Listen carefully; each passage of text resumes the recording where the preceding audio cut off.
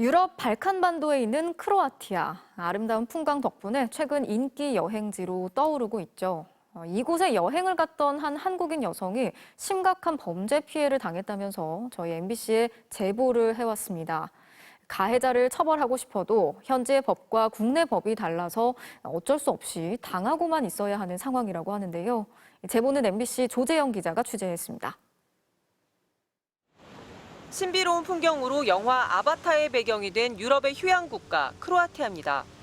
최근 저가 항공의 직항 노선까지 생기며 국내 관광객들에게 큰 인기를 끌고 있습니다.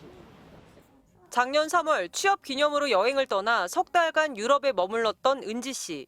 크로아티아에서 여행사 직원인 현지 남성과 연인이 됐습니다.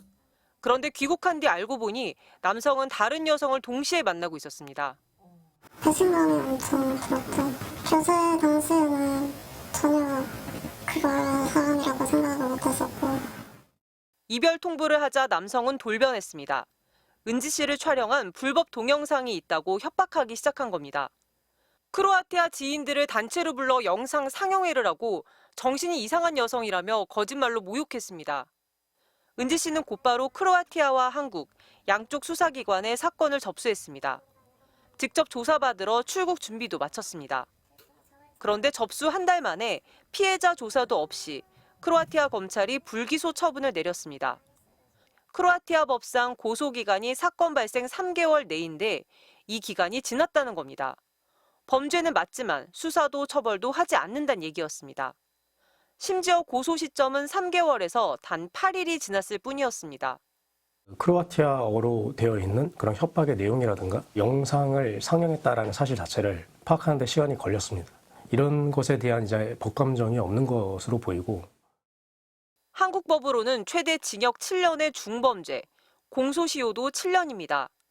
하지만 한국서도 사건이 수사 중지됐습니다. 경찰이 체포영장을 신청했지만 외국에 있는 외국인이라 실익이 없다며 검찰이 영장을 청구하지 않은 겁니다. 대사관의 영사 조력도 요청해봤지만 현지의 법이 그러니 절차상 더 요구할 수 있는 게 없다며 난감해하는 상황. 이런 삶을 왜 살아야 되는 걸까? 협박하면 협박 당해야 되고, 유출하겠다 하면 유출 당해야 되고, 아무것도 못하는구나. 아무런 처벌도 받지 않은 가해 남성은 지금도 관광객들을 상대로 여행 가이드 일을 계속하고 있습니다. 최근엔 은지 씨를 데려갔던 데이트 장소에서 다른 한국인 여성과 찍은 사진을 SNS에 올렸습니다. 한국인 여성과 팔로우가 많이 되어 있더라고요. 또 다른 피해가 충분히 발생 가능할 것이라고 생각을 했고. 취재가 시작되자 외교부는 유사 사례의 재발을 막기 위해 대사관 홈페이지에 안전 관련 공지를 올리겠다고 밝혔습니다. MBC 뉴스 조재영입니다.